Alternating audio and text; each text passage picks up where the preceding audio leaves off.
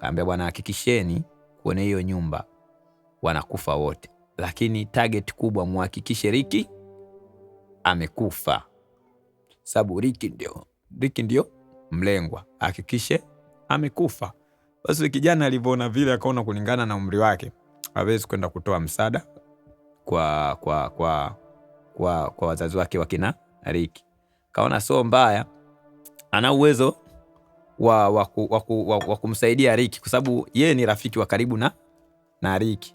Alitambua kabisa kwa muda ule pale, bila shaka Ricky atakuwa wapi. Najua bila shaka Ricky hawezi kuepo kwao kwa muda kama huu. Kwa muda kama huu Ricky mara nyingi anakuepo yuko kwa babu yake. Basi akatoka direct na kwenda kukimbia na kwenda kutoa taarifa kwa babu yake Ricky.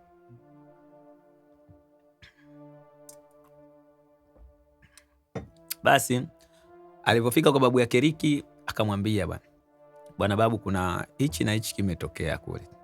Wazazi wake Ricky saizi bwana, bila shaka watakuwa wameshapoteza maisha. Unaona bwana? Kwa hiyo babu, wewe ni jukumu lako sasa kumuokoa Ricky. Sababu mimi nimesikia kabisa wanasema target kubwa ni nani? Ni Ricky. Kwa hiyo babu, wewe unajua namna gani unaweza kumuokoa Ricky. Eza kukimbia hapa au kutafuta njia yoyote ambayo itamuokoa Ricky. Babu akaona kweli umsala. Sasa atafanyaje? Kabidi achomoke usiku na usiku bwana, mbele yao, kuhangaika kutafuta sehemu ambayo itakuwa salama kwa mjukuu wake. Bwana, katika kutembea mzee alikimbilia sehemu ya umbali mrefu sana. Yaani kifupi alienda sehemu ya mbali mno. Yaani alitembea si chini ya siku 7. Umeona? Hapo ukichangia kutembea kwa miguu kupata lifti, kutembea kwa miguu kupata lifti ndani ya siku 7, lakini akiwa anatafuta sehemu sahihi ambayo itakuwa na usalama kwa mjukuu wake. Yaani maeneo ambayo alikimbilia, tukichukulia mfano ni sawa, yani utoke Dar es Salaam mpaka Bukoba. Alafu ukitoka Bukoba pale, yani kutoka kijiji ambacho walichokwenda mpaka kufika labda Bukoba mjini, unaweza ukakuta kwa kutumia usafiri wa pikipiki gharama ikawa kama shilingi 20,000 hivi. 20,000 au 30,000. Jua hiyo sehemu ni mbali kwa kijijini, maana pikipiki za hapa mjini hapo na hapo hela hiyo inafika, hela kwa kijijini hiyo eneo li mbali sana.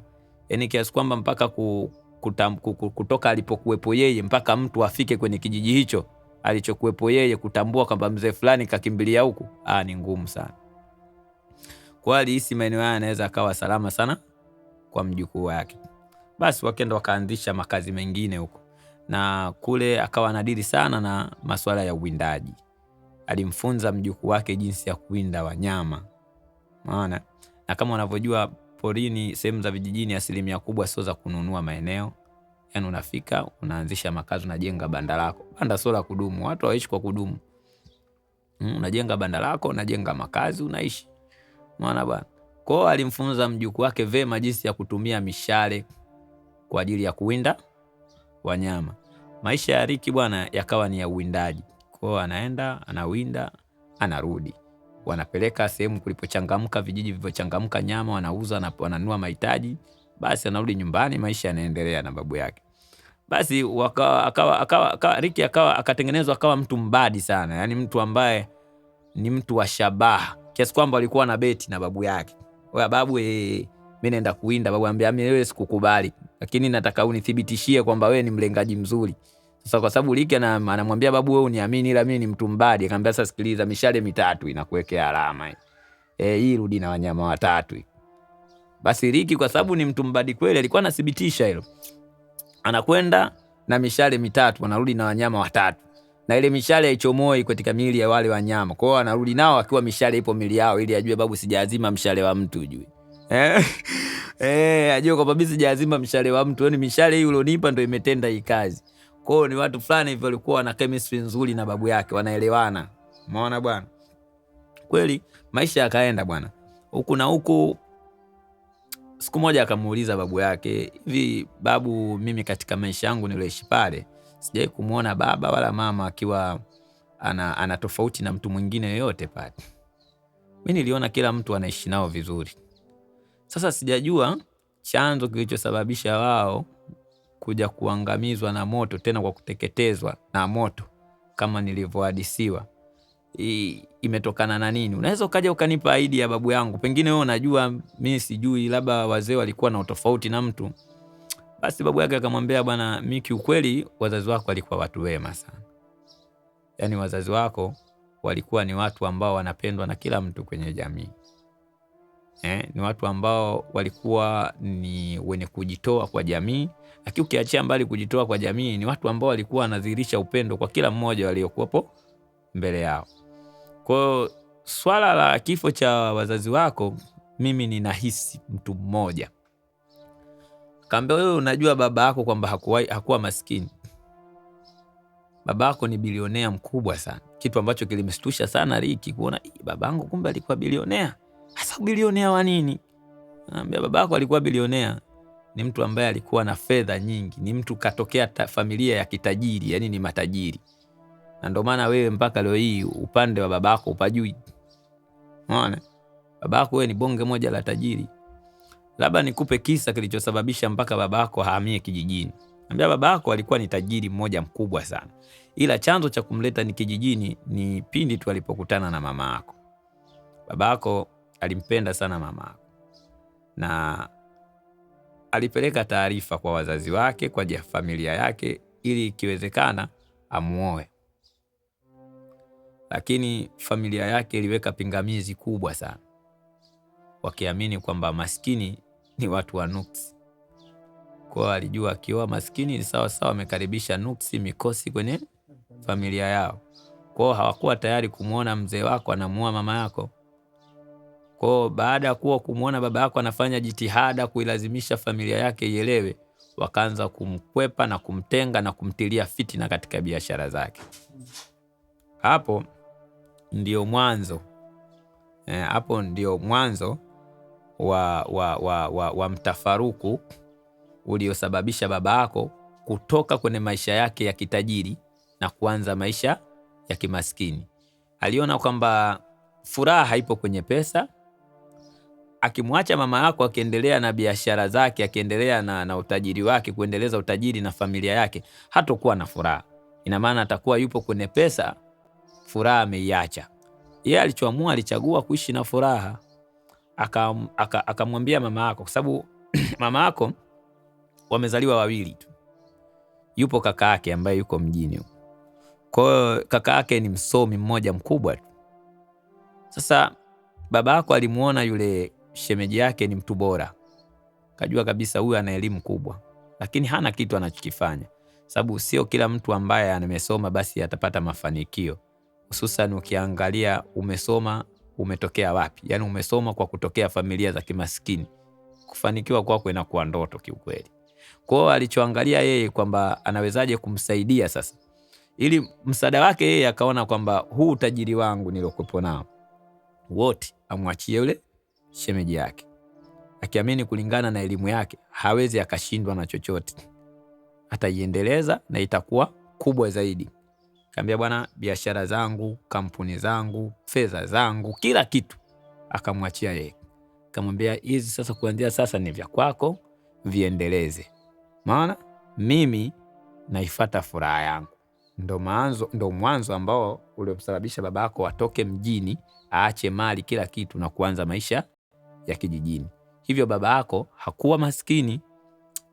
Ricky alisikitika sana baada ya kusikia story ile. Hasa pale aliposikia babu yake alipomwambia kwamba kwa hiyo nini wasiwasi wake mkubwa ni unalenga kwamba aliyesababisha vifo kwa wazazi wake ni mjomba wake, kwa sababu pengine aliamini wanaweza kurudi na kutaka kuchukua mali zao. Maana akaona kitu ambacho anaweza kuzima kisiwepo tena hizo ndoto za watu kurudi kuchukua mali zao ni kuangamiza. Na ndio maana aliwaangamiza wazazi wako, na target kubwa ikawa unahitajika ni wewe, ili mradi usipate, yani mali zile zisiwe na mrithi. Na hilo nalithibitisha kwa sababu mara nyingi nilipokuwa namuita mama yako ili kumuuliza vipi kuhusiana na mahusiano yake yeye na kaka yake, mama yake mama yako alikuwa ni mtu wa kupita shortcut, kusema achana naye bwana, usizungumzie maisha yake. Umeona? Achana naye wewe, usizungumzie maisha yake wewe, mwache tu na maisha yake. Yani kana kwamba alikuwa na mtafaruku fulani. Kwa hiyo hicho ndo kikanijenga kuamini kwamba hakuna mwingine mwenye uadui isipokuwa ni mjomba wako mwenyewe peke yake ndo ambaye amekuja kuangamiza familia yako. Kwa hiyo Rick aliishi kwenye yale maisha akiamini kwamba mjomba wake ndo adui yake, akiamini kwamba mjomba wake ndo amepoteza maisha ya familia yake. Unaona? Basi maisha yakaenda bwana. Rick baada ya kupata story akaendelea na maisha yake mengine, na kulingana Rick alikuwa ni mwimbaji. Kwa katika kijiji kile ambacho walichokwenda kule, alikuwa amejizolea marafiki wengi sana. Yani watu wengi walikuwepo na urafiki na Rick. Yani alikuwa na crew kubwa sana, mashabiki wengi sana. Na hata kiasi kwamba kipindi ambapo walikuwa wanakwenda kuwinda walikuwa ni zaidi ya watu 30 na wanaenda kuwinda kwa pamoja. Kwa sababu walikuwa wanapata burudani ndani ya mawindo. Rick alikuwa anaimba ngoma kali, washikaji wanaruka, wana vibe, wanajisahau sometimes kama wapo katika msitu wenye wanyama wakali. Kwa sababu basi burudani najua inamfanya mtu ajisikie furaha hata kwenye huzuni. Inaweza ikamsababisha mtu akasahau alipo. Kwa hiyo walikuwa ni watu wa kuvibe, watu wa kuimba, wa kufanya kila kitu yani kwa ushirikiano. Kifupi yani alikuwa na watu wengi sana nyuma yake. Siku na siku bwana, kama unavyojua uzee haumwachi mtu salama.